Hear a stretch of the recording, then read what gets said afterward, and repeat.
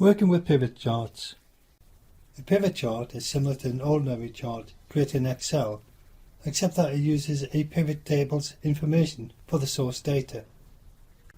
To create a pivot chart, select a cell in the pivot table to display the pivot table tools on the ribbon. Click the Options tab and click the Pivot Chart button in the Tools group to show the Insert Chart dialog box.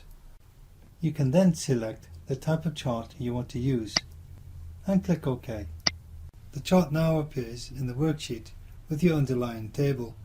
Notice when you drag and drop the fields in the task pane, it modifies both the pivot table and pivot chart automatically.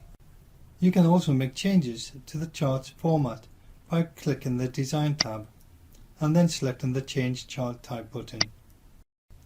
You can then select another type and subtype and then click OK to apply your changes. The pivot chart data can be directly filtered within the pivot chart by using the row or column filter field buttons. For example, I can click the product filter, choose my filter options to apply the filter. To remove the filter, I will click again on the field and choose to clear the filter. If you wish to move the pivot chart to another sheet, then simply cut the chart and paste onto another sheet. The link with the data remains, and if you modify the data or pivot table, then the pivot chart will change also. That concludes this section. Please click onto the Exit button and move on to the next section.